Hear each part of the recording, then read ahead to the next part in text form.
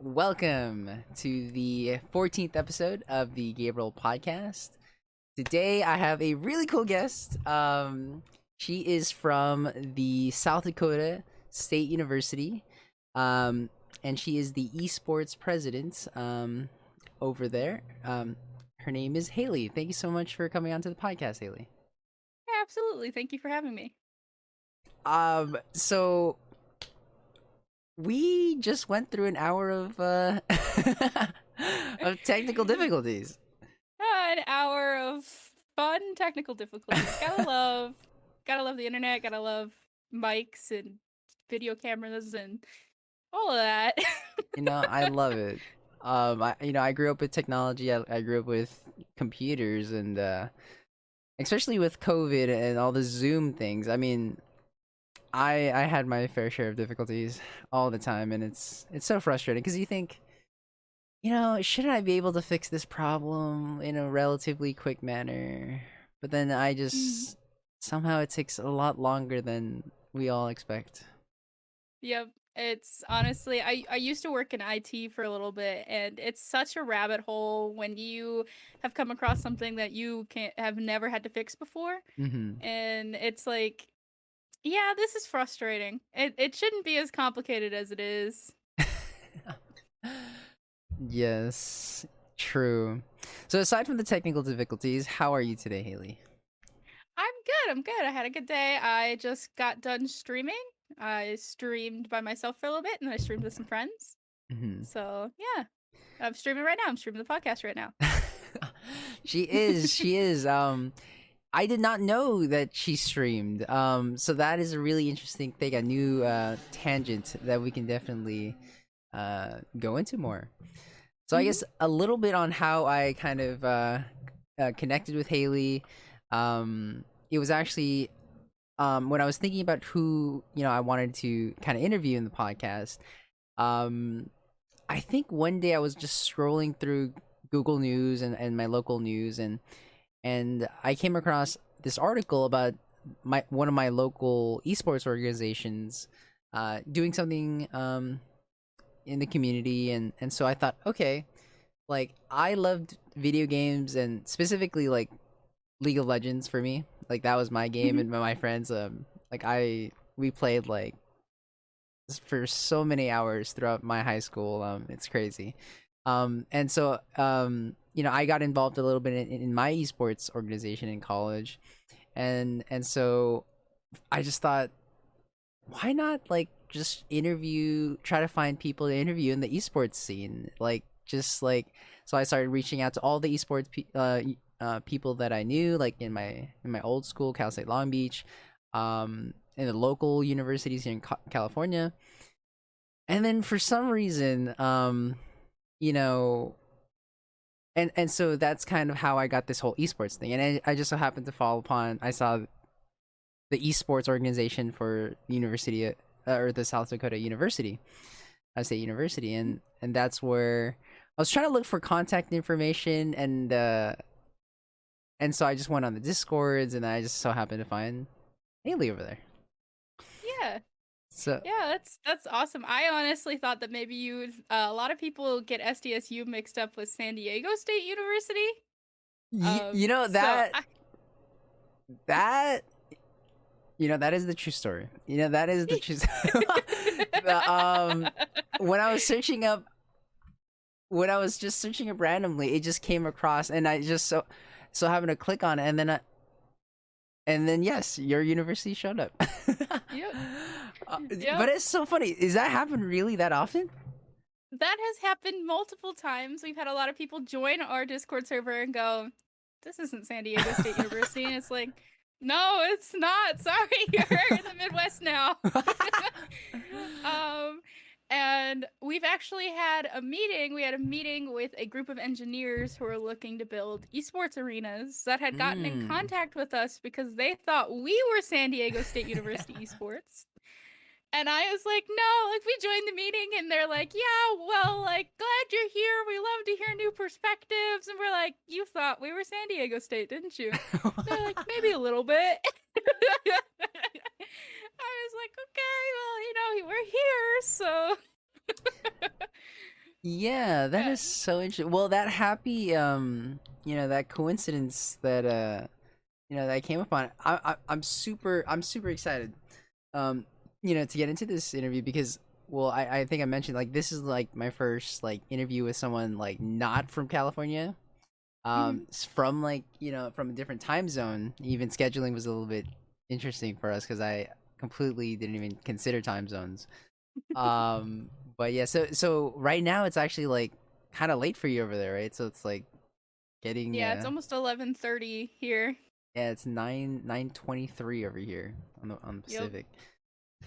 Uh so yes, I have so many questions.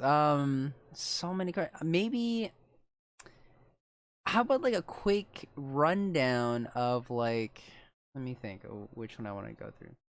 I guess when we were talking about like the esports scene a little bit, like how's the esports scene in like in like South Dakota? Like I have no idea like how it's like in that area. So when I had first joined when I was a freshman and I first joined the club, I really didn't think that there was much. I had saw the club at we have a student engagement expo every year for freshmen and incoming new students. Where it's like just a ton of clubs. Like I'm sure most universities do that where it's just like here are all of our clubs, please join them. Yeah. And so I had met some of the guys at that booth, and I was like, well, if there's any club that's gonna fit me, then the video game club is gonna be it. And so, at the time, they had just became the SDSU Esports Club. Maybe the year prior, they were Mm-hmm. just the League of Legends Club. Mm. And so I was so excited. I joined. There was quite a bit of people at the first couple of meetings, and it kind of slowed. But as I applied for an officer role my freshman year and had got it, I was the event coordinator my freshman year. And when I got more into like the management position, I realized that like some of the other schools in South Dakota already had like fully established, fleshed out teams with like hired faculty and coaches, and a lot of like our Smash players are really high up, like in the state and in nationals. Like I think our Smash team in their league would place like 8th in the nation. Mm-hmm. Smash is like a big thing here, and I didn't Ah. realize that until I got involved with the Smash team on campus, and we kind of absorbed them into us. um, so yeah, like, and I guess it makes sense because there isn't really a whole lot to do here in South Dakota. It's kind of makes sense that there'd be a huge gaming scene that people would get really into it. Mm-hmm. Um, Specifically within our club, our League of Legends teams are usually the biggest thing. Um, in past years, in the past couple of years, we've had 3 teams. We've had a team that's mostly diamond, Mm-hmm. and then a team 2 and a team 3 where it's like bronze, silver, and then gold and plat. Um, and this past year, um, about almost 2 years ago now, actually became an official sports club. Ah. What? So since wait, you can. What were you Oh, gonna I'm say? sorry. Like, what does that give you guys anything? Like, is there any benefits to being kind of like with that tag? Yes. So before we were just a club, so we were a club run by students, and we had to provide all of our financial stuff either through fundraising for our club or it was student paid for. So any of the tournaments our teams joined, they paid for. Any in-person events they paid for. Any in-person events we had people help us pay for it. Um, with becoming an official sports club, we've had a lot more help from like our sports administration. They've come down and tried to help us out and are helping us try to get some space on campus that's just ours. We're hoping to get that this year. This semester, actually, we're really hoping. We've seen some possibilities for that, which is really exciting. They're also trying to help us get some equipment on campus because like our teams don't have practice rooms or anything like that yet. So that should be coming this semester by October is what they told us. And so that's Mm. very exciting to actually finally see like we've been working towards that for the past couple years now, especially since we became a sports club. It's what we've been petitioning for. It's like, hey, like, the people we've recruited because we've showed up to these in-person events and we've been like, hey, please join us. But you know, good players want to show up to a practice space and they want to see that it's like an actual thing and not it's very hard to convince people over Discord to be like, please, I know you're really good at this game, please join our team, I promise we're official, you know, we got the school behind us. It'll definitely help us with reeling in more players, I think. Interesting. In that process of trying to elevate kind of the club to that sports team tag, was there? Do you think was it really hard to convince the administration, the school on that stuff? Yes, incredibly hard. So Mm. when we became an official sports club, I was the vice president. I became the vice president the end of my freshman year, beginning of my sophomore year. So like Mm-hmm. that summer and that first semester I was vice president.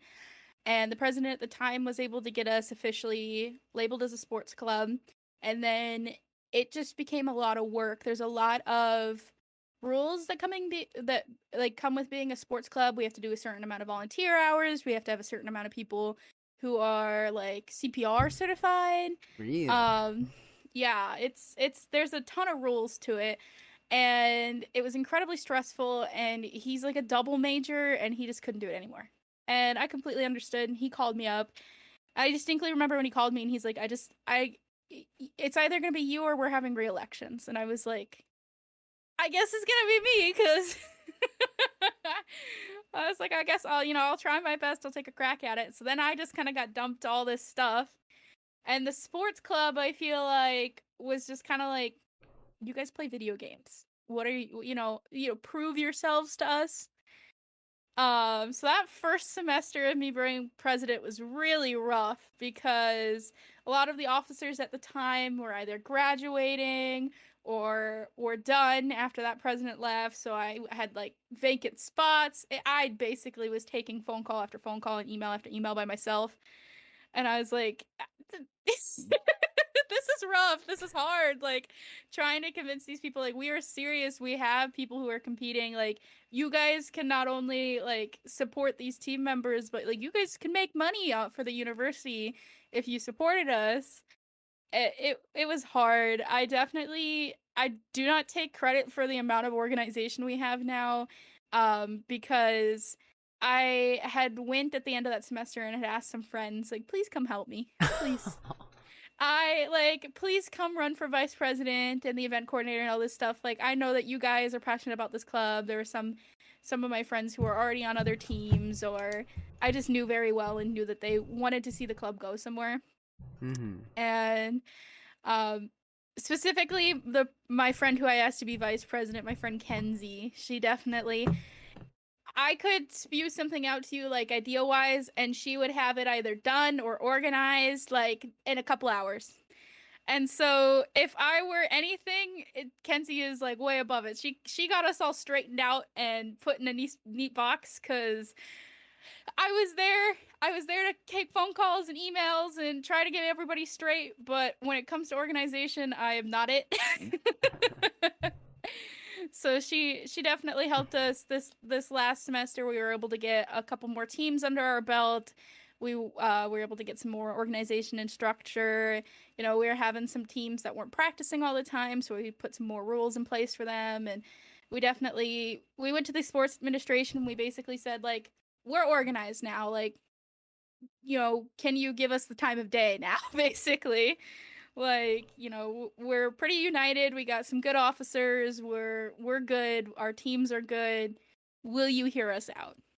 And we started streaming our games on Twitch and we kind of showed them some of that stuff. And we told them like fully like how all of our practice schedules worked and how all of our games worked and the kind of time we put into it. And they were like, okay, like this actually seems like, you know, something we want to move forward with. So that was finally, it's very satisfying to see them actually like getting us a space and getting us equipment because it's like, oh, we finally did it. We finally got through to them. That is such a cool story. You know, Yeah. I mean, that is like, that's the story that I think everyone kind of loves. You know, like you started from like nothing, you Mhm. kind of started from like, compared to all the other schools that have already been established, that you took that, you were part of this kind of like origin story of this Mhm. esports scene now there in your university. Yep. Um, that is super cool. Well, congratulations for all Thank that. you. First off, Yeah. I mean that I is genuinely can't take all the credit. Like my officers, I definitely couldn't have done it without all of them. most definitely, that Mhm. having a good team. I mean that is one of the great pleasures to have. When you're like trying to do something like what you're doing. Mhm. What Absolutely. what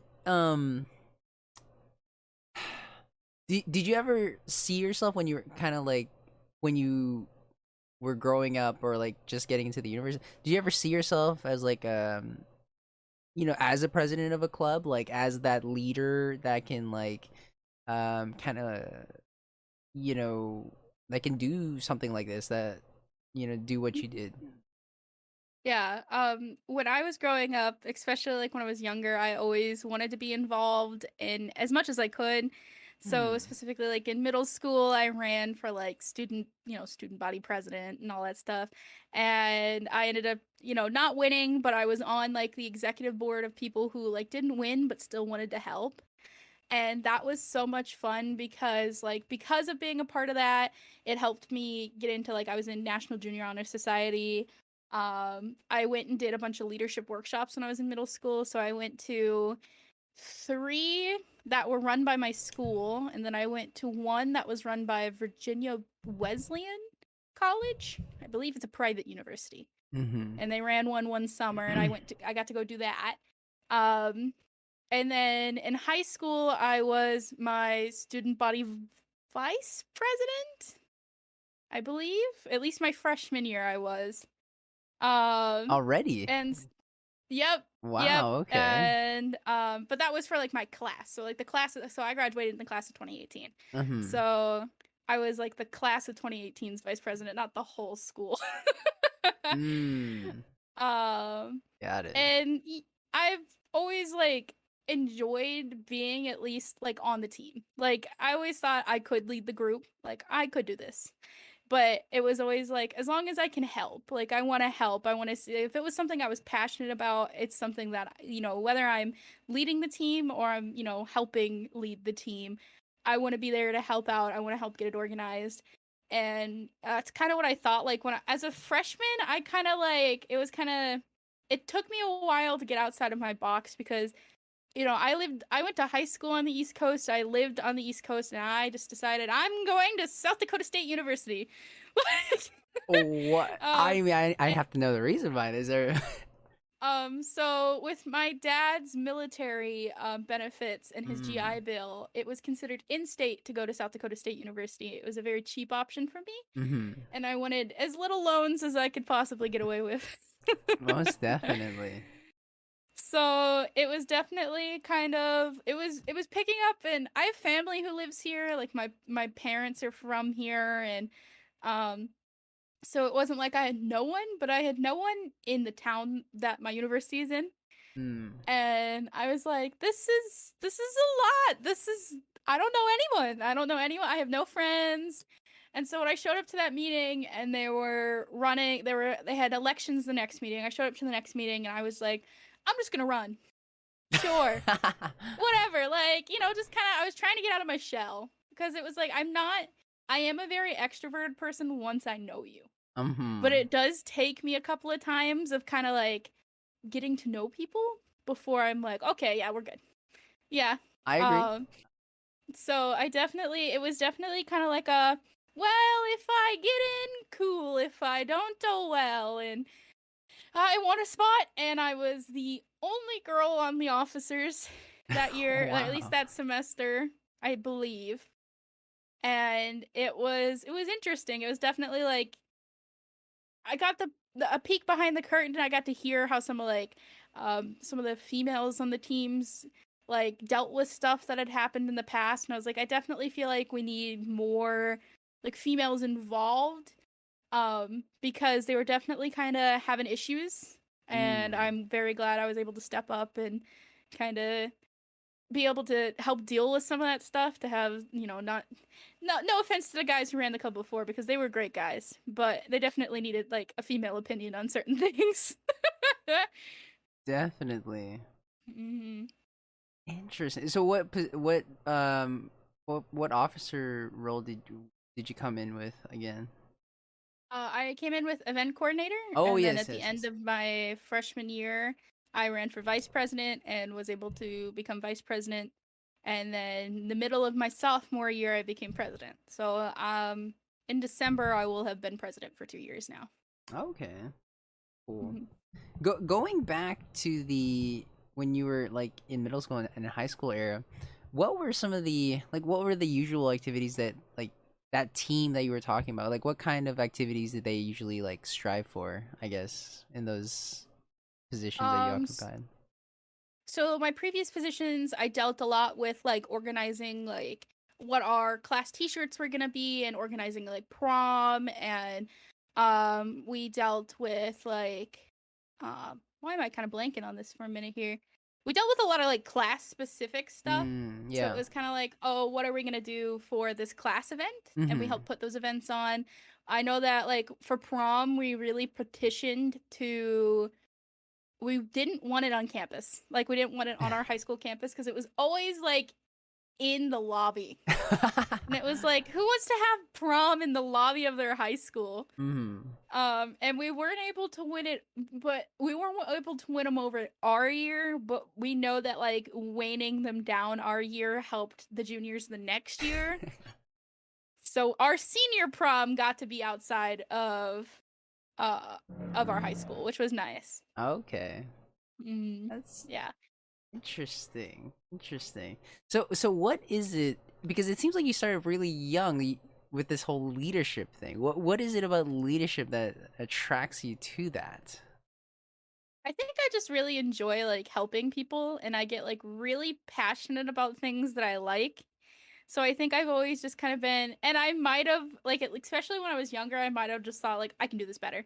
And that's not anything against anyone. I think I just thought I can take control of this, and I can lead this, and I can get it done. Like it was just a let's go, let's get it, I was just so passionate about it. I just thought I'm the one who can do this. Like and it always, because I did run for a couple of positions and not make it, and it always sucked because it was like, well, sometimes it can be a popularity contest, especially when you're younger. Mm-hmm. And that's why I always decided to still help, because it was like that's not the point. Like it wasn't the point whether I was president or not. Like cool. Like I want to help, I want to help. I want to make things better in the school. I really enjoy that kind of stuff. So definitely that caring and helpfulness, I guess. Definitely. Interesting. Interesting. Throughout that whole thing, did you ever like have doubt because it did see like did you ever have doubts on your like capabilities like because I'm always so interested in like leadership, kind of like the Yeah. idea behind it. It's like kind of because you take on responsibility. There are things hmm that needs to be done, and it needs to be done within a certain amount of time, and people depend on you. And so I'm always really interested in kind of like the mindset behind leaders. Like how much of a uh how much does it kind of like stress you out, or like how much of a do you ever think like does it ever get too much? Like how is your experience with like kind of like those sides of being a leader? I'd absolutely say that like I'm constantly doubtful of my abilities, and that's not in the like negative way usually. And maybe it could be seen in that way, but I there are times where it does stress me out and it does become a lot, and that's where having a good team is always great, because it's kind of like, hey, I got a lot going on right now. I work, and I have school and the club, and streaming, that can become a lot. Something always ends up falling to the wayside, and I'm always worried that I'm gonna like disappoint the club when it becomes something that ends up getting falling to the wayside. Mm-hmm. And sometimes that does happen. Sometimes you can't always be there. You can't always be 100% at everything.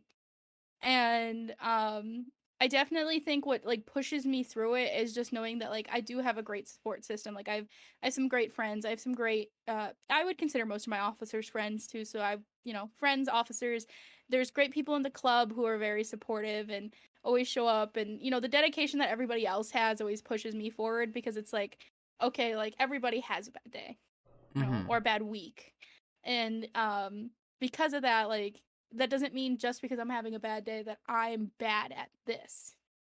Mm. Like I can still lead my team and, you know, fully have doubts. Everybody has doubts, but as long as I, you know, we can do this, you know, despite how doubtful it may seem, despite how low we, you know, even when I was, you know, getting phone calls at 8 a.m. and had no one really helping me, it was kind of like I can get through the I got calls from the school at 8 a.m. all the time. That Really? first semester, yeah.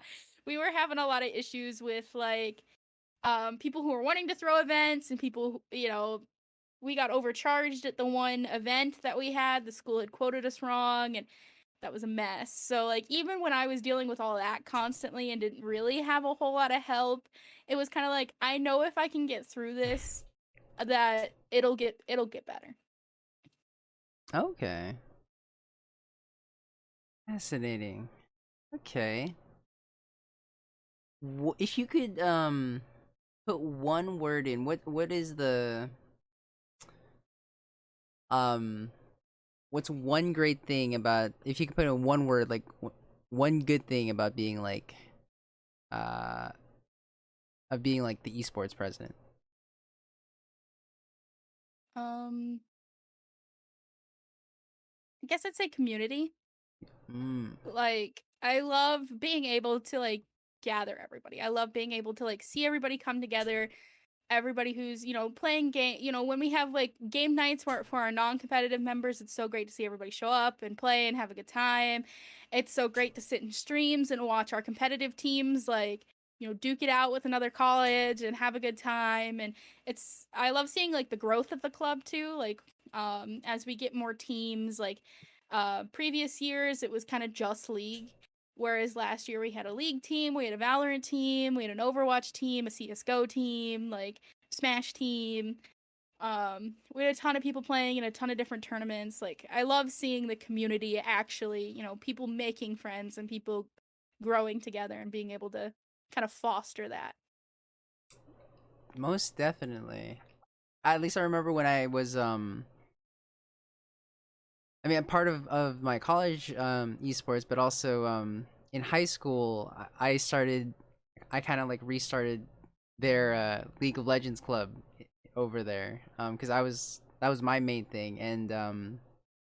And definitely it's that community, you know, like I was so shocked at like you know, the amount of support that we got, and the people that we brought together. I mean, that made everything like worth it. um Yeah. Yeah, I like to me like the amount of community that you get from esports is kind of similar to the amount that you'll get from like Twitch, mm, but like in a different way. Cuz like Twitch is a lot of like some people are trying to grow and like that's growing together mm-hmm. versus like the community growing as a whole. Yes. So with the community growing as a whole, is that more of the esports Yeah. thing? Okay, okay. Mhm. Gotcha. Interesting. Interesting. I I definitely. think you can see like sorry, I didn't mean to Oh, interrupt no, you. no, no, keep going. But I definitely think you can see like Twitch as like growing a community as a whole, but it's not necessarily always like that Uh-huh. because some of the people who join streams and you get to know don't also stream. So there isn't Mm, like growth for them. Whereas I feel like when you're in the club, you grow with us. right. So like if you're a streamer that meets a streamer? Hmm. Okay, okay. Definitely. Yeah, I agree. I've only streamed a couple times on Twitch. I like streamed a couple of chess, but I remembered the number one place I would just go to is like the other small chess streamers, and Hmm. just kind of like say like, you know, what's up, and I also stream chess. Like, do you want to play a match with me? And like, this complete stranger, you kind of like build like a little like relationship with him, because it's like he's playing chess, I'm playing chess. Like, why don't we play together? And then let's just have a little bit of fun there. Yep. I've met some pretty great friends from Twitch. I've met some pretty great friends from esports. Like, that's video games in general as a whole have given me like a community that I just wouldn't have if I didn't play video games. Which is like so crazy. Like, I'd have probably a completely different set of friends if I didn't play video games at all. Definitely. I want to go into that a little bit. That was one of the main points next here. But maybe one of the last questions I have for the esports thing is, what about the toughest part about being an esports president?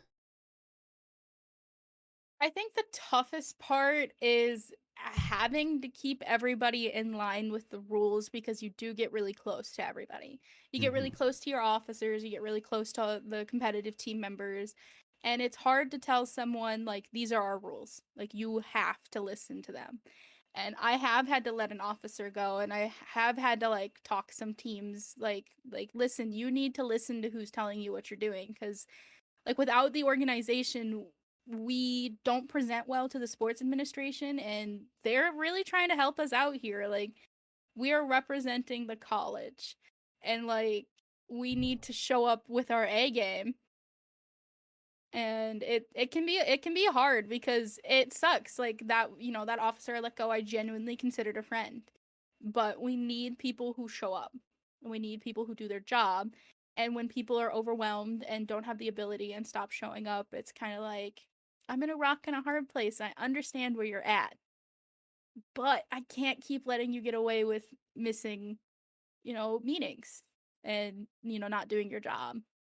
And that sucks. That genuinely sucks. Definitely. I could definitely see that as like one of the harder parts of being a president, Mm-hmm. But like you said, it is necessary to keep like this, organization, going with the support from the university, and tough decisions, have to be made sometimes. Yep. All right. Maybe there's one more. Okay, okay. Um okay, so maybe one last question. Okay, so how has it been kind of communicating with different like esports like organizations like in that area? Have you like, cuz you said your teams kind of fight against other like universities, like how Mm-hmm. has that networking been with other kind of groups? It's been an interesting experience, especially via Discord. I think it's so funny. I joined Discord very randomly in high school when I started streaming and never touched it. And now I do not go a day without opening Discord.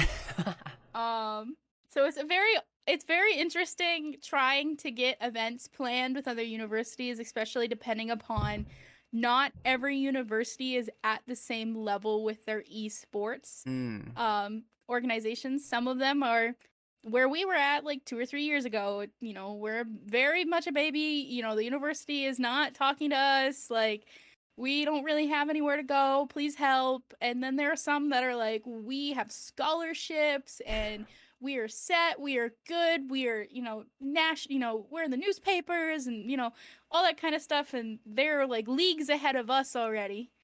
So it's definitely wonky when everyone is on a different foot. Like, everyone's on a different page in the book. Mm-hmm. But somehow we've managed. Dakota State University, I believe, through a tournament last year for our league and our Valorant players. So they did it was DSU, SDSU, I think the University of Texas, like, was a Christian university, I believe. University of Texas, I can't remember for sure. There was a bunch of like, it wasn't just limited to South Dakota. I think there was like a Montana school too, Mm. and they held like they did a fall and a spring tournament. And in the fall, our Valorant Team 2 competed, and or not our Valorant Team 1 competed, and our League Oh. Team 2 competed. And then in the spring, our league team 1 competed. Okay. So that was pretty good. That was great networking. Most of the time, we all end up in like similar tournaments. So I know our league teams have played like just in the state. So they played against like the School of Mines and stuff like that. I know our COD team was able to. They played against like 50 different universities in a Warzone tournament for Barstool. Wow. I think they placed pretty decently, like 25th or something like that, kind of like middle of the pack, but they were new, it was picking from their team 3 players to play Warzone, and it was kind of like a really random event that they didn't, have much preparation for, but they did a pretty good job competing against, everybody who's on a different footing in 50 different universities. So it's definitely, I kind of wish that there was something that made it a little bit easier to network with other universities, because there, as far as I'm aware, there isn't. But we've definitely figured it out over time.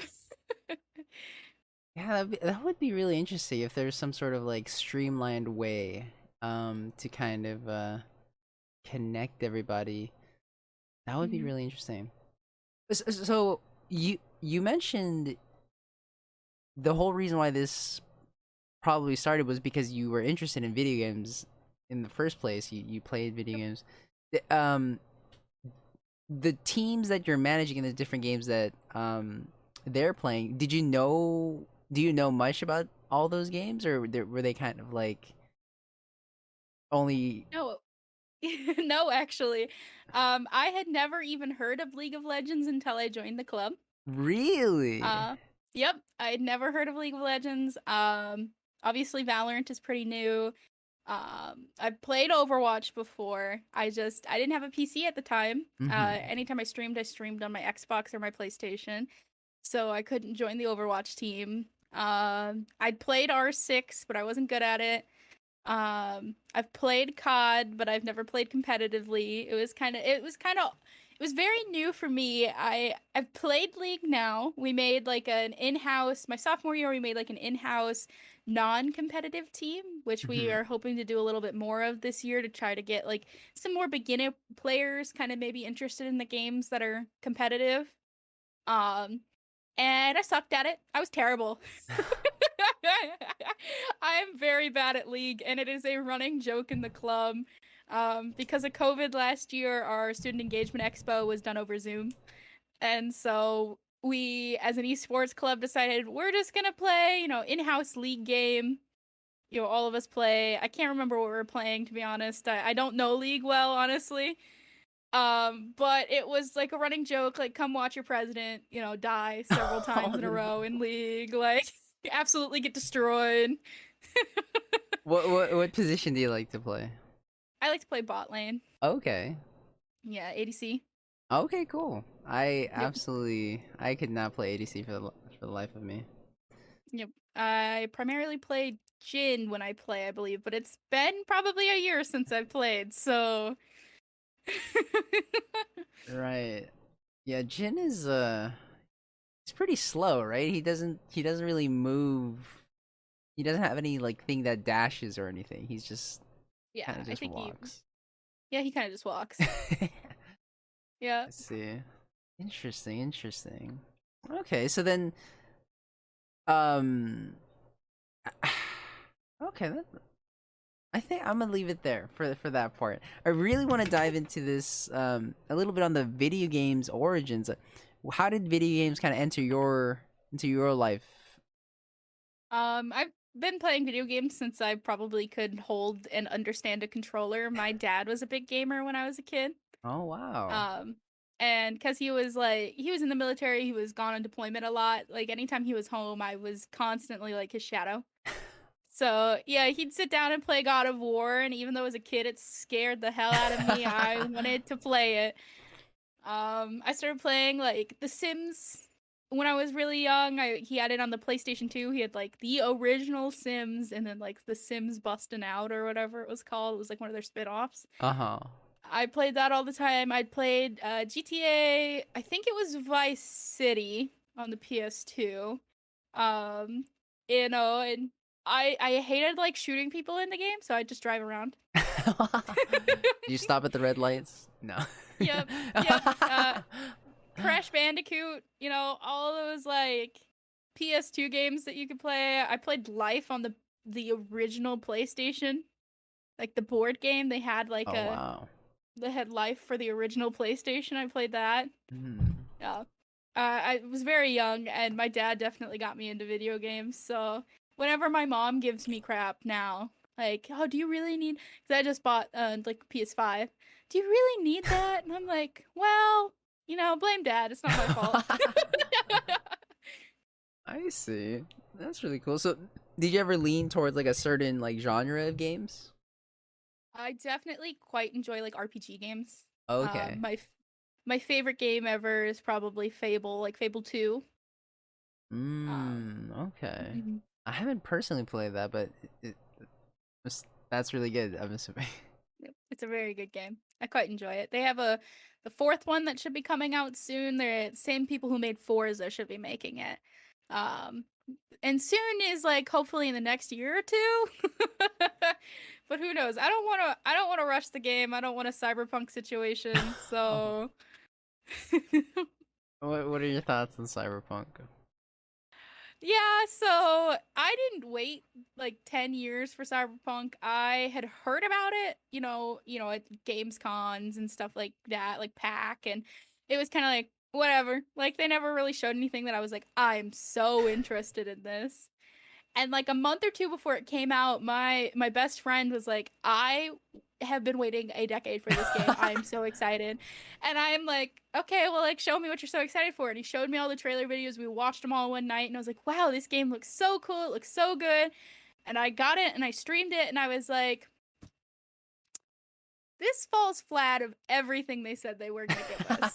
I was like, I, have only been waiting 2 months for this, but I'm disappointed. And I felt really bad because a lot of people were, being, getting angry with the devs. And like, as a programmer, I was like, it's not the devs' fault. It's fully a company fault. Like they needed to take more time with the game, and they were not given that time. The profits were pushed, and I think as the game gets updated and the bugs get fixed, I could probably genuinely enjoy it. But the time I played with it, I was very bored really easily, and the bugs bothered me a lot, and how the treatment of the devs were. I was just like, I'm good for now. I'll wait. I see. Okay. Okay, so now I want to so how did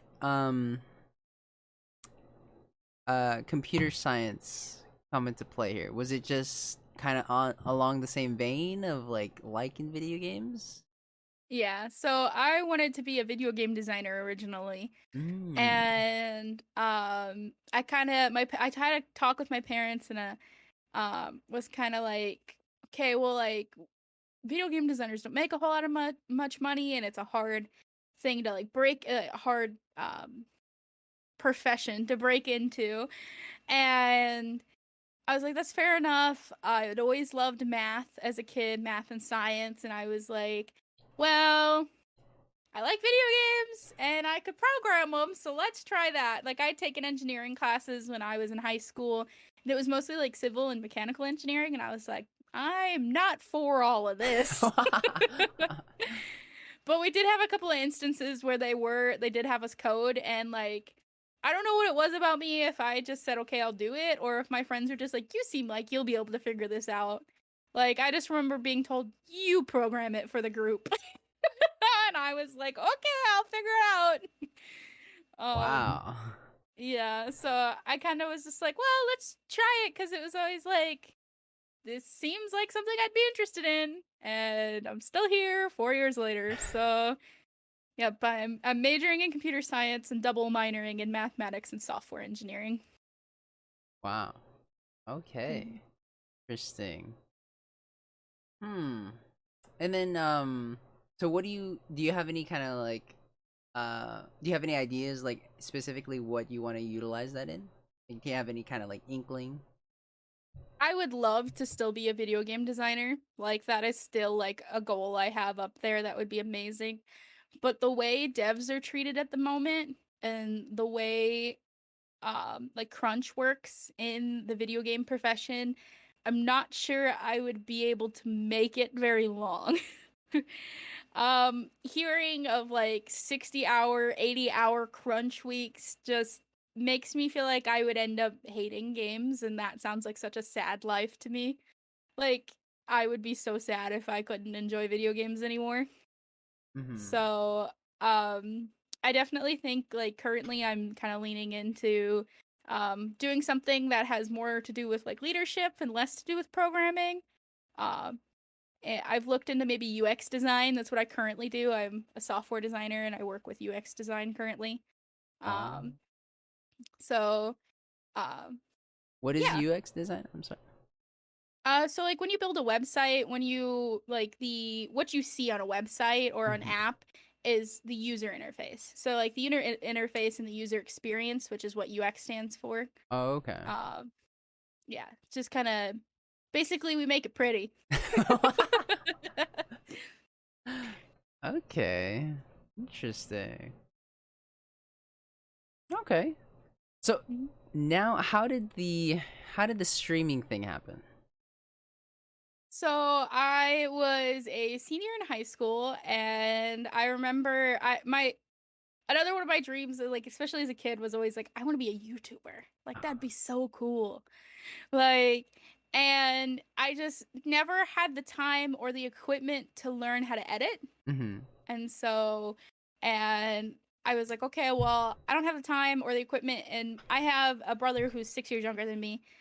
So he's 14 now. And he came in at the time and he's like, well, why don't you stream on Twitch? And I was like, I'd heard of Twitch, but I had never watched anybody on it really. A lot of my favorite YouTubers were switching to it, and I was like, I don't know. But he was like, well, you don't have to edit videos there. You can just hit play and go. And I was like, sure, I'm bored, whatever. Let's do it. And so it's always been kind of like a hobby. Like, I definitely feel like if Twitch picked up, like suddenly all of a sudden I was just like, woo, could do it full time, I would. But it was never like the absolute end goal with it. Like, I would love to see that happen. If that happened, I would definitely run with it. But I do it because it's fun. I do it because, again, I like to see the community grow. I like to meet people. I like to make friends. So it's definitely something that it's like, it's sometimes it's definitely a lot of fun. And other times it's very anxiety inducing, just like being a president of a club. I feel like kind of on the same vein. What part of it is anxiety inducing? I definitely feel like there are times where I'm gone for a really long time. It's kind of like, am I gonna hit go live and no one's gonna be there?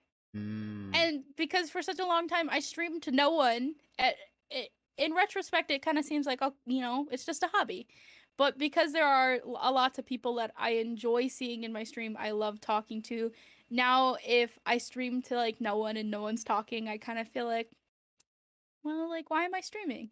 Mm. Like, I stream now for the people I have who watch me. And I love talking to them. I love seeing them. And if the idea of streaming to no one just is like, well, maybe I'm doing something wrong, kind of can stress you out. Mm-hmm. Let's see that. But luckily, I haven't had to stream to no one in a really long time, so That's I'm good. very lucky. How did you? So when you were first, because you were pretty consistent with it. You said it's been 4 years now, and you've Mhm. been trying to keep it. You said 2 to 3 times a week at least is your goal. My goal. I Goal. am very terrible with, again, organization. I'm Mm-hmm. very terrible with time management as well. Okay. Um, so like last night I was supposed to stream and ended up we had an officers meeting that went really long. And because once I get streaming, I don't want to stream too late on a work night. Mm-hmm. I usually, anything past starting at like 9 or 10, I try not to, because a lot of people tell me like when I used to stream to basically no one, I would stream at like 2 a.m. Mm. Like just because like I've always had a messed up sleep schedule. Uh-huh. So I was like, oh, I'll just stream 2 a.m. to like 5 a.m. and then go to bed. Like, but now that I actually have people who watch me, I want people there. So I'm trying to not make it that it's like, okay, well, if you want to see me, you have to be awake at 2 a.m. True. Mhm. Interesting. What kept you going in the early phases?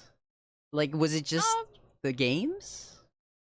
I think it was. I think I liked the idea of kind of like feeling like I was doing what I wanted to do with YouTube. Because I did post a couple of videos on my YouTube, but honestly, I should probably like unlist them because they're terrible. Oh no, They're no. baby 18-year-old me just talking into a camera. And it's definitely like I want to play games. I want to record. I want to make people laugh. I want to have fun like with them. And I didn't feel like I was doing that at the time. I was just, turning on a camera and talking. So I definitely think, and my little brother was always really encouraging of me. He has always been like my biggest cheerleader when it comes to Oh. streaming.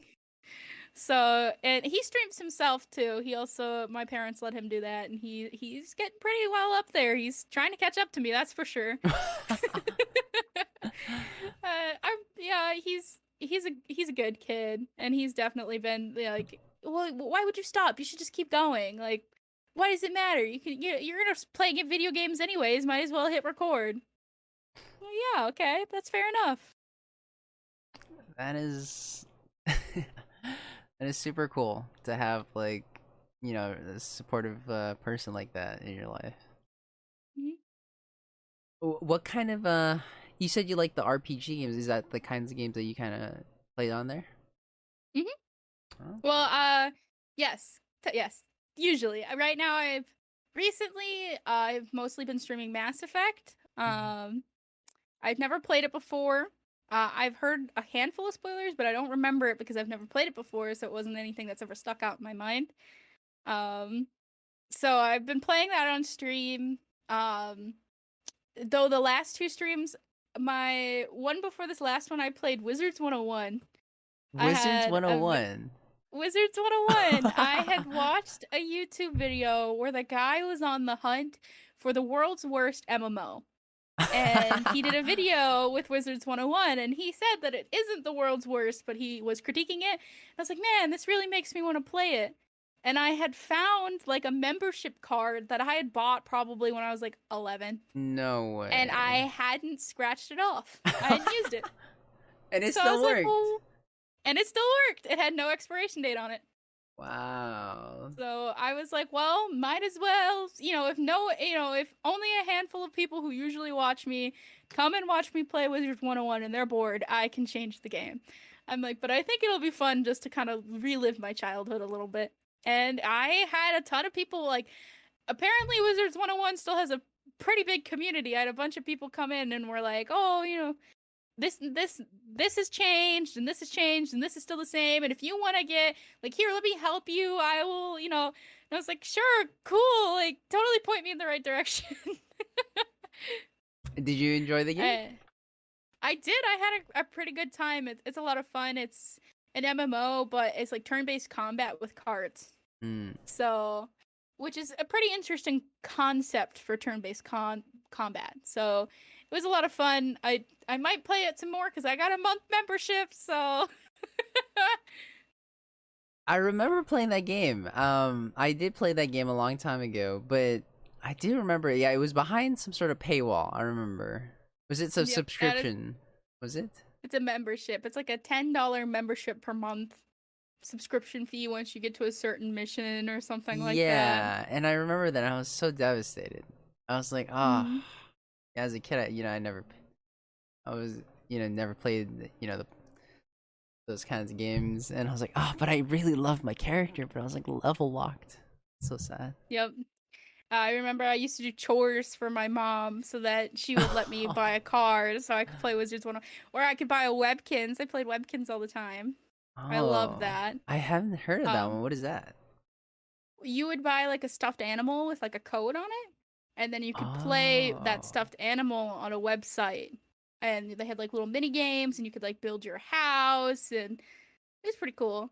I also used to buy Club Penguin memberships. Oh, Yep. that is so cool. So yeah, hmm I mean, you seem like you knew you played like a large variety of games. It seems like.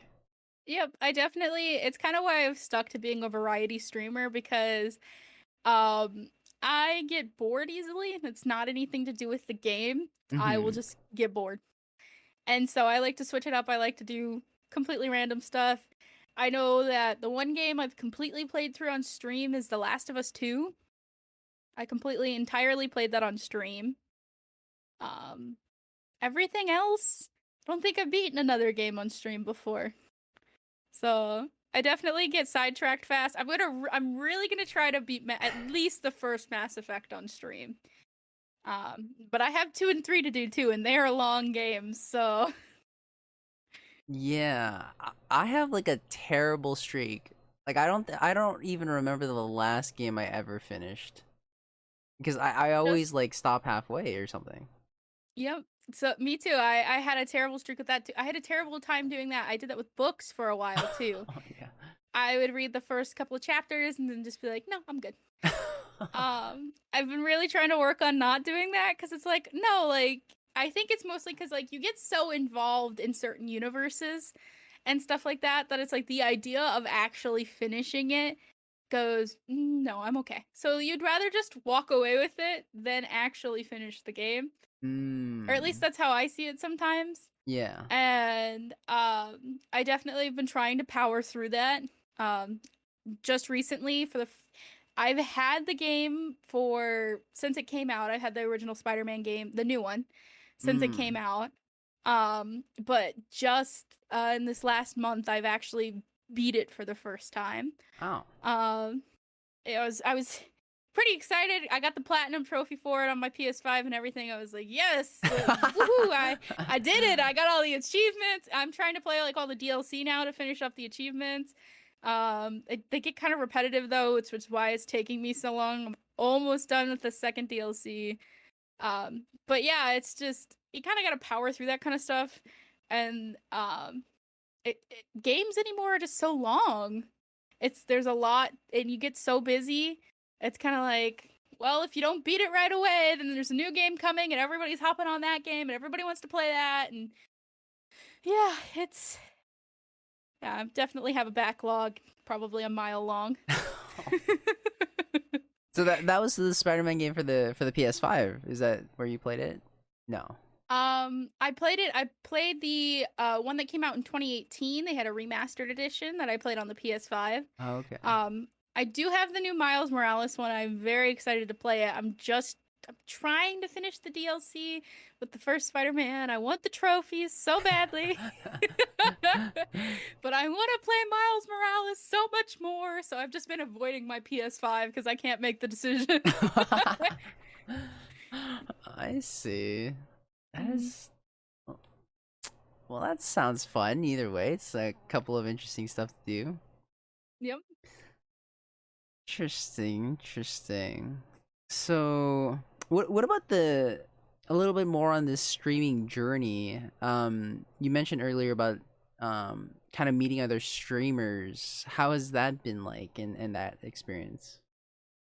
For the longest time, just I didn't really meet a lot of people. I had people following me, and I had hit like to hit affiliate, you have to have like a required 50 followers. I'd hit 50 or 60, and I still really didn't feel like I knew anyone from Twitch. Like I was kind of like, how do people make all these friends? How are people growing? Like I'm not meeting anyone.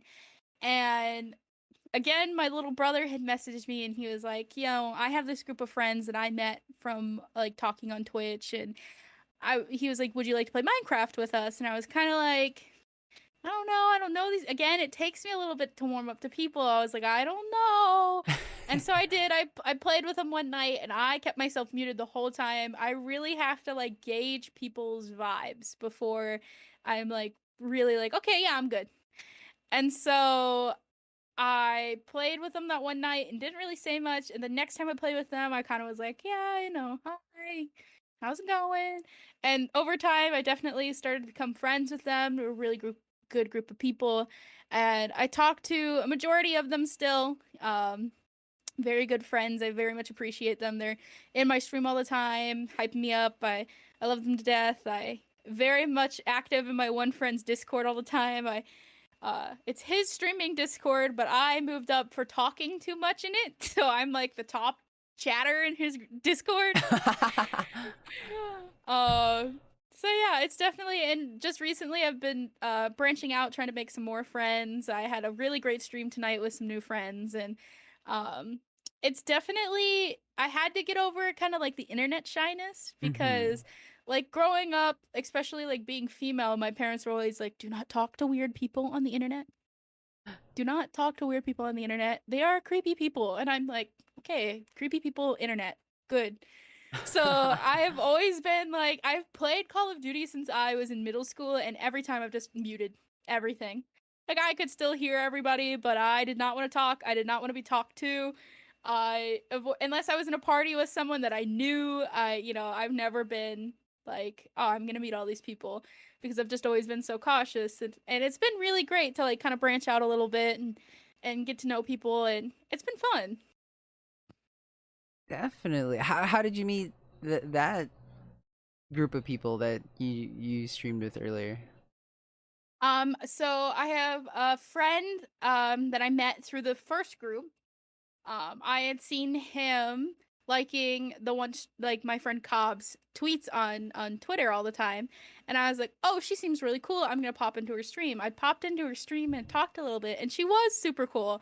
And I was like, oh, absolutely, I'm gonna follow you. I'm gonna join your Discord. I kind of started chatting in the Discord. Well, I got really busy with like all my vacation stuff, so I didn't really get to know. I had a whole bunch of vacations in a row this summer. I didn't go home this summer, so like my parents are like, let's go to this and go do that, and I was like, okay. So yeah, I didn't really get to know anyone, but just the past couple weeks since I've been home, I'm getting settled again. I don't have any more vacations. I've been being more active. I wanted to get to know everybody. I've joined movie nights and joined everybody's, Twitch chats, and it's been good. It's definitely like kind of like a friend of a friend situation, unless you join someone's chat the first time and you become their friend. Like, it's kind of like, oh, well, I know Jesse, and Jesse knows Cobbs, and Cobbs knows, you start to branch out because everybody knows this person, and then you get to know that person, you really like them, then yeah. It's definitely like a little tight-knit community as you start to get to know everybody. Right. That's interesting. Mm-hmm. Might definitely experiment a little bit with that. Yeah, because I guess I also want to get over this internet shyness thing. Yep. Definitely yeah, because I love the I love this like bond forming, without, making friends and kind of forming those small communities of just good vibes and games kind of thing. Yeah, it's been a lot of fun. With Twitch, there's a lot of there can be a lot of toxicity too. And so I'm very grateful that like I've avoided most of it for the most part. I've dealt with a little bit, but for the most part I've met very great groups of people, really nice people, all different walks of life. That's always fun too. Like, it's always nice to meet people who like maybe don't understand. Like, I am also LGBTQ. There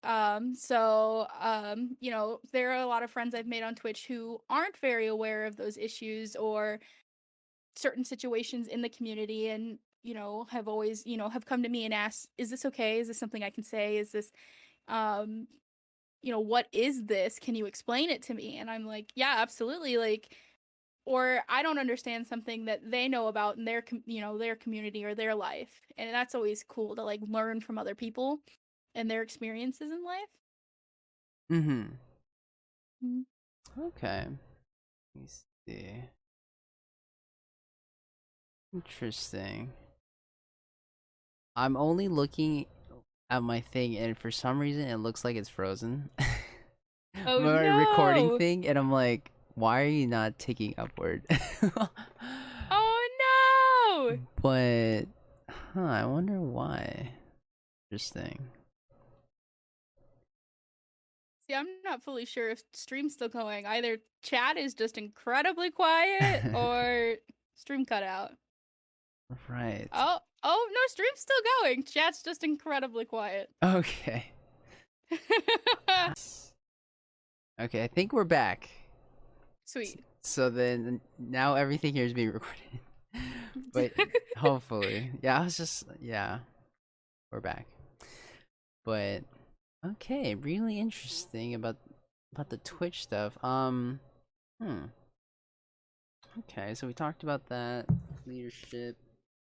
I mean, you had a lot going on. So how has it been like to manage all that? Kind of like stream, club, school, work. That's a lot.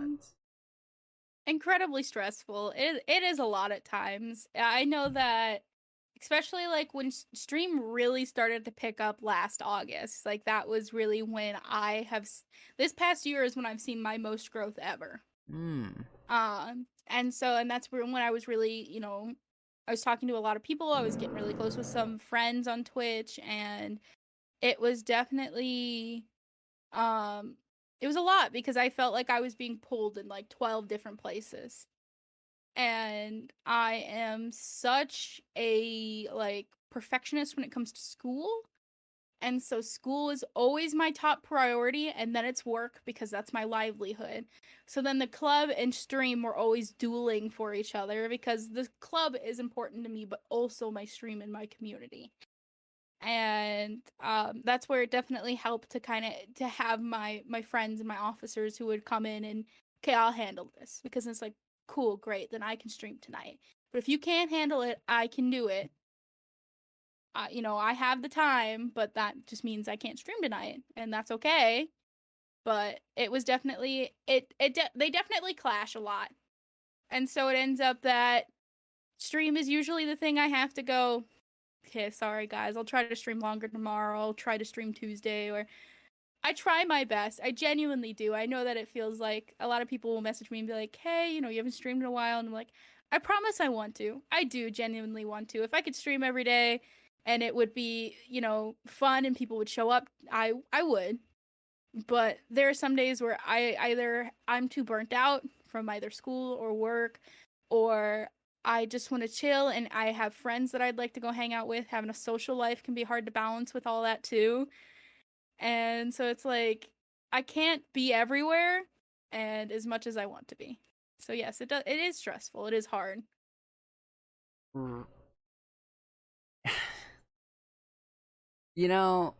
Looking back at your earlier comments about your time management and organization, I mean, with all that on your plate, I mean, I think you're doing a fine job. I mean, you're balancing these four, fairly time-consuming processes, and you're able to make time for all of them in the overall scheme of things. So, I mean, I think you're doing just fine on that department.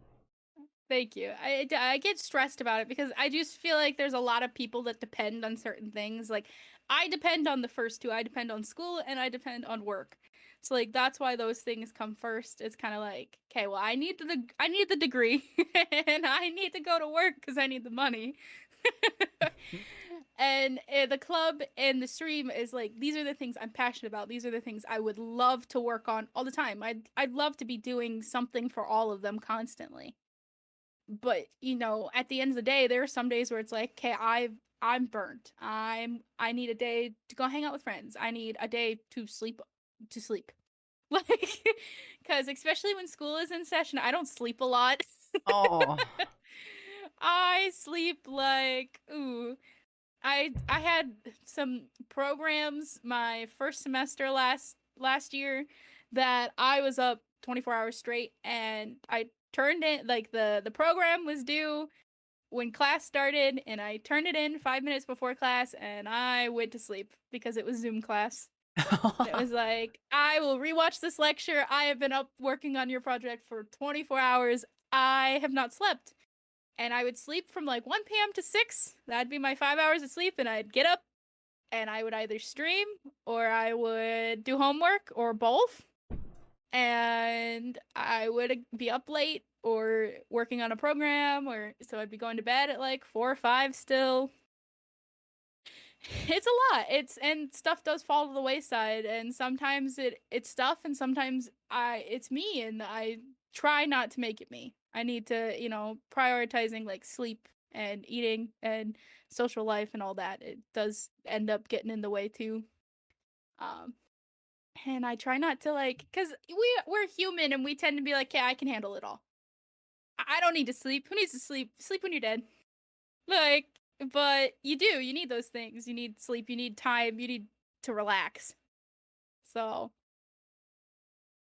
Right. And it's not like you're taking a easy route in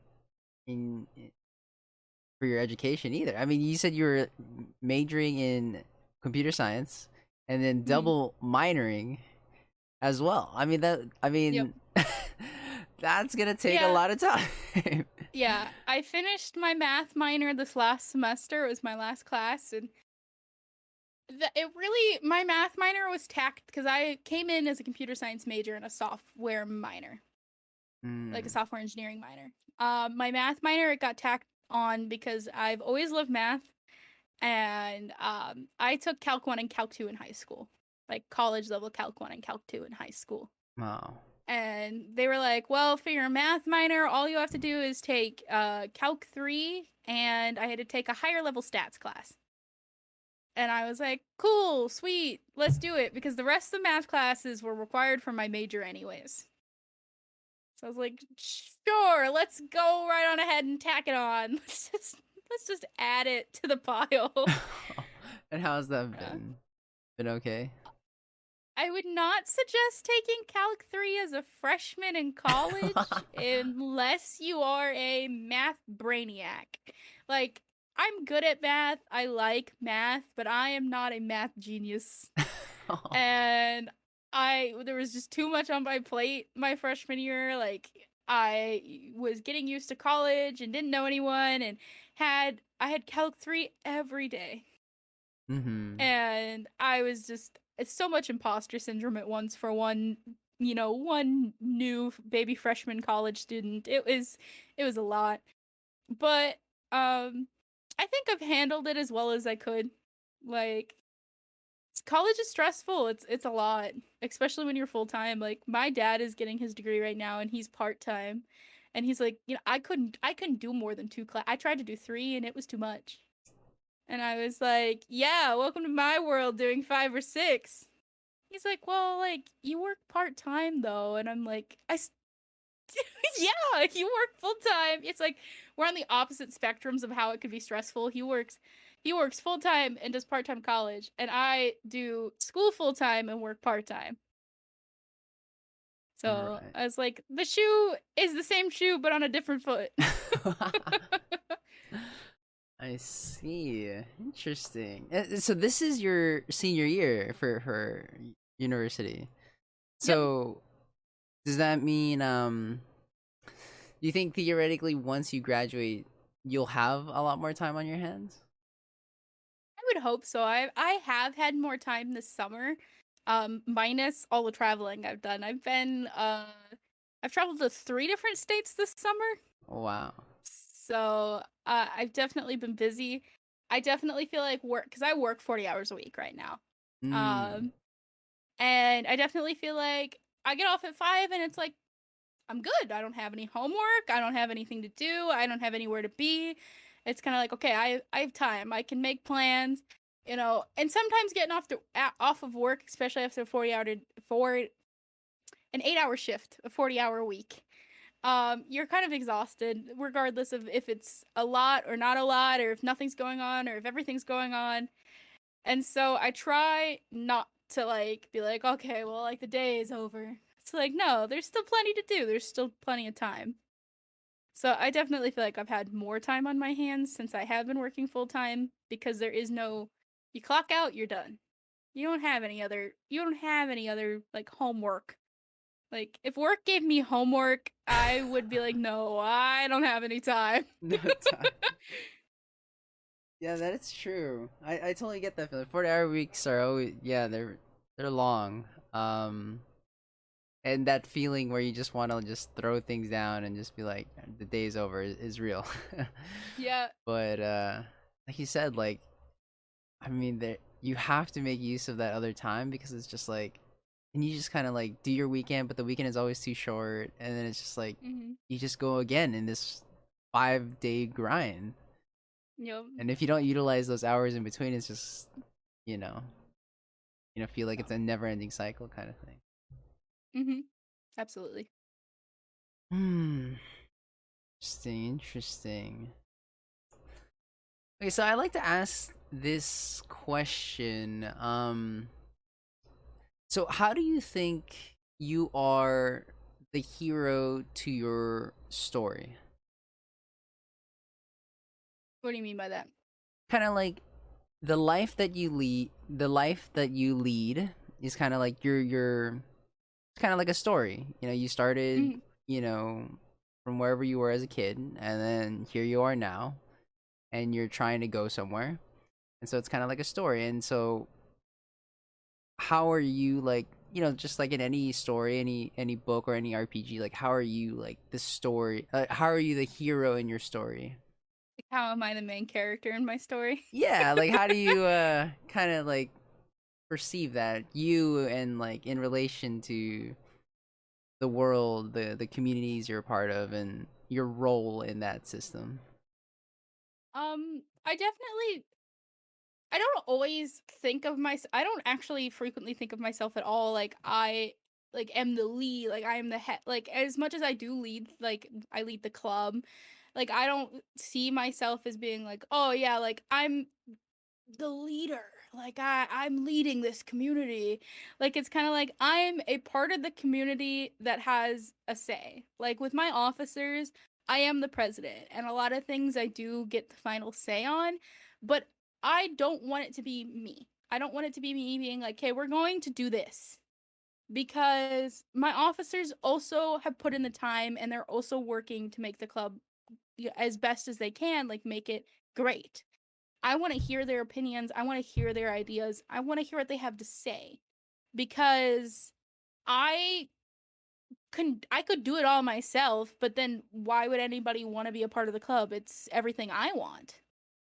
And obviously like I don't understand every game. I don't understand League all that well. Like I played Valorant, but I don't play competitively. Like I am only a part of I'm only a part of the club that is willing to like make the hard decisions if someone needs me to step in and do that. But I'd like to say that like I'm just the part that encourages everybody to do their part as well.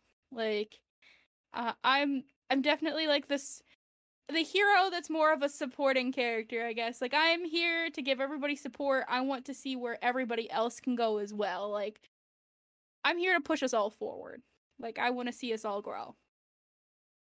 If that makes sense. That makes sense to me. In relation to the club, what do you think about it in relation to like I guess a broader scope in the world? In the world? Kind Oh. of, yeah.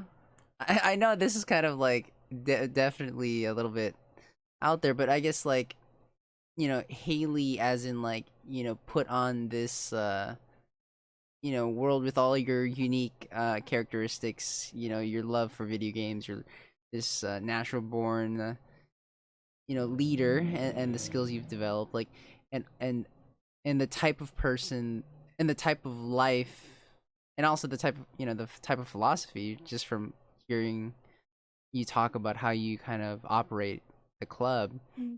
you know how hmm. how does she fit into everything? Like, what kind of impact do you want to make out there in the world? Wow, it's like a deep question I that know, I know, I know. I I'm a s- I have only ever really like wanted to make people like happy. Like I want to see people happy. I want to see people who have like um who have grown past things that have maybe bothered them, or you know have dealt with hard times, but you know, they come to me, or they come to this community I've built, or the community I've helped build, and this is a safe space. This is where they go. This is where they've met all their friends. Like, I want to be someone who people see like this person is so helpful. I feel so safe with them. I'm happy with them, and I want to make people happy. And I feel like with video games, with the community, with esports and Twitch, it's always been my goal. Like, it's like, I want to hear what you guys have to say so I can build like the best thing I can build for everyone. Like, I yeah, making people happy, I guess. I don't That's the best answer I got on short notice. I'm sure I could come up with something better, but in the grand scheme of things, I don't really want money or power or fame or anything like super out there. I just, I want to help people. I want to be the reason some people smile. I think that's a great reason. To do, you know, to do everything that you're doing. I think, when you look at that as your motivation behind, like, kind of like all your projects these last 4 years and plus, it all kind of makes sense, and I think they all connect to that idea. So that's really cool, because I know that you most definitely have made people happier. You made people laugh, and so that's really cool. It's really cool. Um, After you graduate, um, it seems like you've always been part of like some sort of organization, um, with your school, like with your middle school, and then high school, and then college and university. Do you think afterwards, do you have anything in mind, some sort of organization that you want to keep, kind of like lead as well, potentially? I guess I don't have anything necessarily in mind. I always thought that I would still kind of be an advisor, at least to the college. Mm-hmm. Like I know my vice president from last year, the one who kept, Kenzie, who kept me all organized. She graduated last year, but she still joins in on officer meetings and wants to help us as much as she can, because she did help organize a lot of things and she does know a lot about the club. And I would kind of like to see myself kind of move into that advisor spot where it's like, I'm not here all the time and I'm not making any final decisions, but I'm here if you guys still need help. Like, if you still need help to build this thing, or you still need someone to sit through and talk, like, this is a rough decision and all of us can't make up our minds. Like, what are your thoughts on it? How did you handle this? Like, I'd love to still be able to do that. Um, as for like moving on to like a new organization, I guess I'm not sure, but I'd be open to do it, especially anything video game wise. I'd definitely be open to, I don't know, maybe helping a high school out. I don't know where I'm going after I graduate. I don't plan on staying in my college town. So, the sky's the limit, I guess. I'd be willing to help out, and be a part of another organization after I'm gone from the college. Right, right. Because as far as I know, there's not the esports community.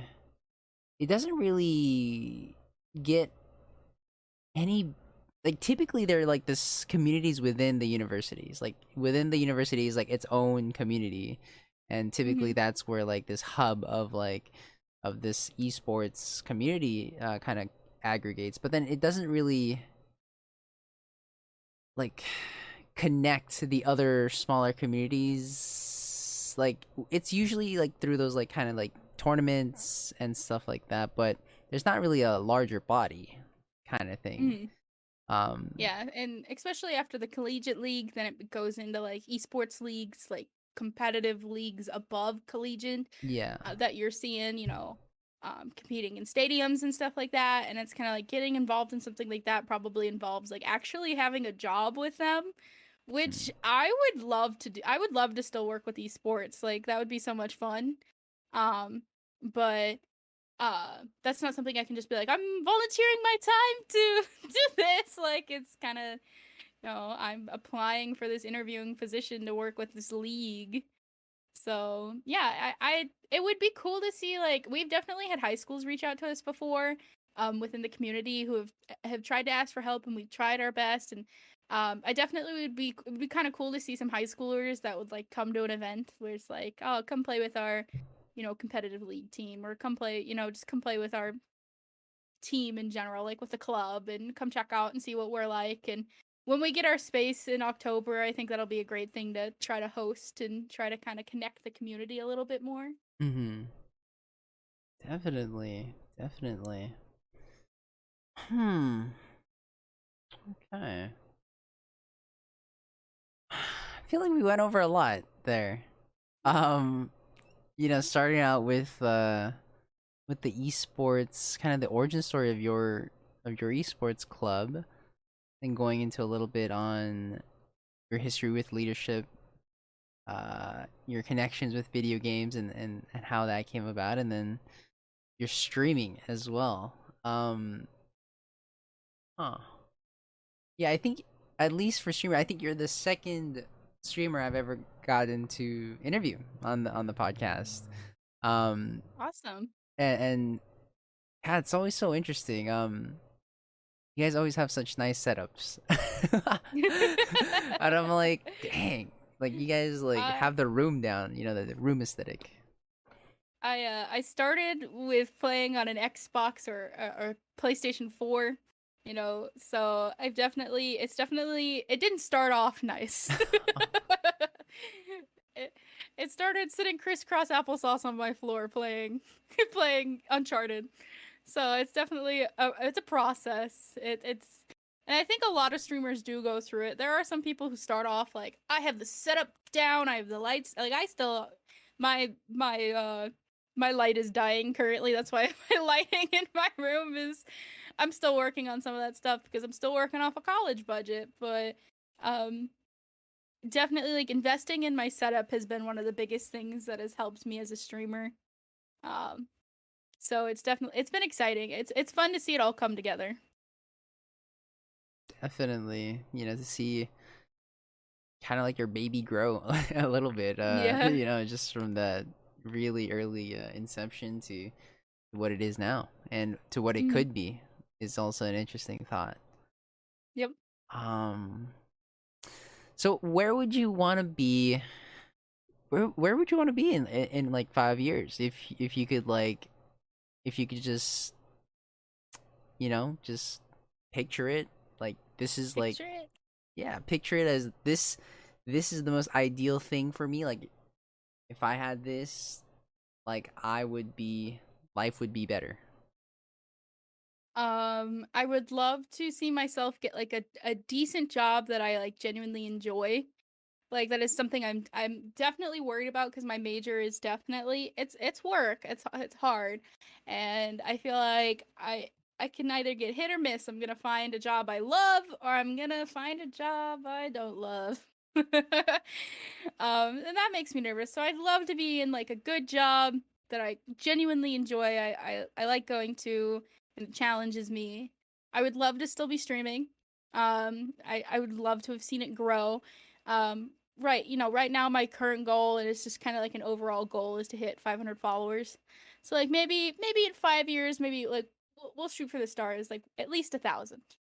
Like, that'd be amazing. Like, just that would be crazy to me. Like 1,000 people want to watch me, or at least have followed me enough that are like, yeah, I'll come see you again. Like, that would be wild. That'd be amazing. I've always wanted to start. I still try to do YouTube. I would love to do it. I definitely need to learn how to edit, or, find someone who is willing to edit for me. And I feel bad, not paying someone for that. And right now I cannot pay them for that. So yeah, I'd love to see myself doing that. I'd love to still be helping out the school, if they needed the help. I'd love to have seen that, grow phenomenally. I want it to catch like wildfire even after I leave. Like, if I leave and it just like blows up, that would be amazing. Like, if it just became like a huge deal. And it slowly is. Like, that's with getting our space this year and getting our equipment this year, I really think it's gonna help us. And I would love in 5 years to see like, SDSU is as just their esports club has just grown phenomenally. What would you say to the future presidents for your club after you? Like, what would be kind of imparting advice on them to kind of make sure that the club is heading in the right direction? I guess my advice is to trying to come up with something really good here. Um, Definitely to not give up on it. Like there are times where it is hard, and there are times where the school isn't listening, or you're not getting an email back, or your officers are, there's fighting, or there's teams that are fighting, and there ends up that there's a lot going on. And there are times, especially as president, where everybody goes to you and you're just like, I don't know what to do. I don't know how to help, and I want to fix this, and it just becomes a lot. And I know why the previous president decided he was done. It is a lot. And I know that at one point in time I thought, I don't know if I can do this. I wonder if I should hand this off to someone else. And it was kind of like, no, like you can't give up on the club, because the club needs someone there, and they need someone who's passionate and willing not to give up. So if you can stay, the club, it'll grow. You just don't give up on it. I promise. It's worth the hard work you're putting into it. I I like that. Hmm. That's definitely a good, really good advice. You know, it's a responsibility, Hmm. and with all the with all the perceived downsides of what responsibility is, it's something you have to worry about. It's something you have to like keep in mind. It's something you have to put effort in, and but the upside to it is that there's something valuable to be gained with all that hard effort, that responsibility, and I think at the end of the day, it is that community. You Yep. know, it's you know, you breathe life into the idea that there's something good about coming together, uh, with the main idea of video games. Hmm. So I would definitely love as well to see um, SDU SU. SU Yep. SDSU explode in the esports scene, and be some of the major competitors out there to the other schools. Hmm. Yeah, I would love it. That would be amazing. Honestly. Like it would definitely be fulfilling, like at least in the esports, like to hear in 5 years like, "Oh, they're competing against like I probably couldn't even name like the top collegiate schools. I know that I saw like Colorado State up there, and New York, and University of Texas. Like I would love to see us competing against like the big esports clubs, and going toe to toe with them. Like especially when you see South Dakota State University, you kind of go, okay. Like I would love it. It would definitely be like an underdog story for the club. I'd love to see it. How happy would you be if you hear that SDSU is offering scholarships for esports, related to esports? Ecstatic, because it's definitely something we've been pushing for and we've talked about, and the school is kind of like danced on the topic. They've kind of like, well, I don't know, we'll have to see like the potential the club has. Like eh, our league teams have done pretty well in the past. We've won states in the past. Our Smash team with how they placed in nationals was so wild.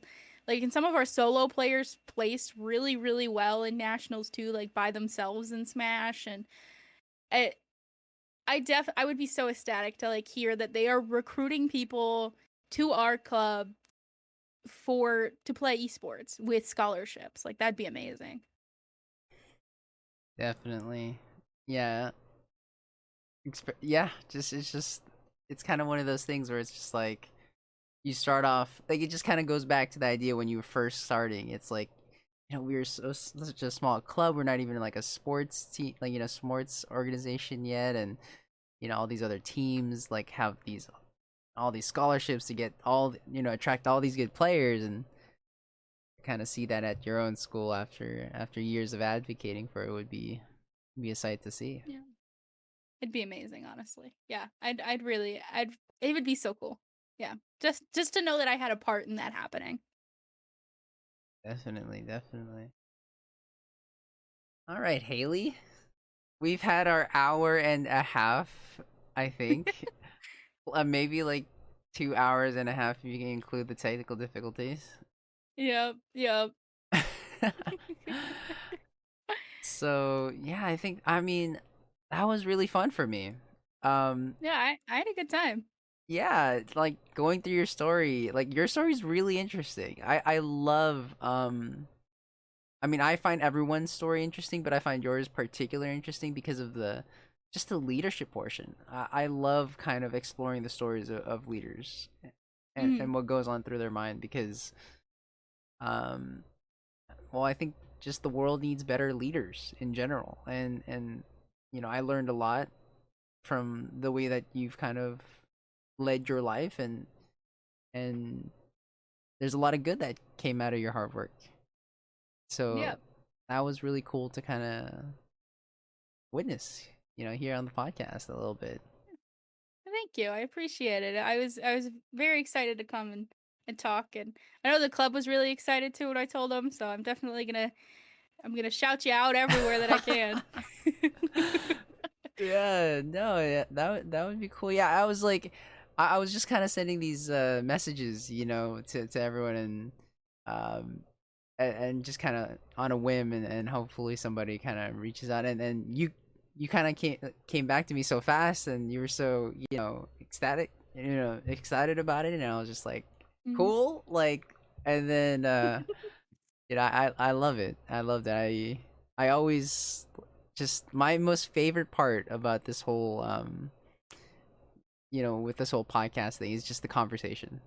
Yeah. That's my favorite part. Like editing, I'm like, there's not much editing, but I really, for some reason, like making thumbnails, and I like making like small 1 minute trailer stuff. But my favorite part is really just the conversation, and giving the person kind of a little bit of room to kind of just speak their story, because Mhm.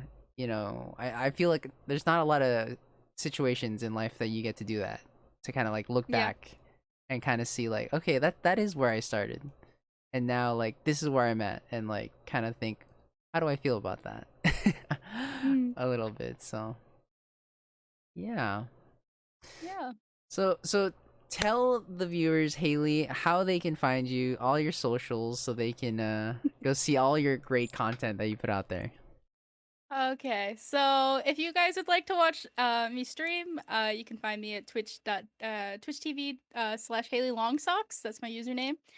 You can also find me on Twitter. I tweet like it's my journal, so if you but you also get updates about streams and stuff there too. That's where I post most about my streams other than my Discord. So you can find me on Twitter at Hayley Longsocks as well. You can find me on Instagram at Hayley Longsocks, Facebook at Hayley Longsocks. That's kind of my general username. Yeah, definitely come check out the stream. I have a link in there for the Discord. Come join the Discord. Come talk to everybody.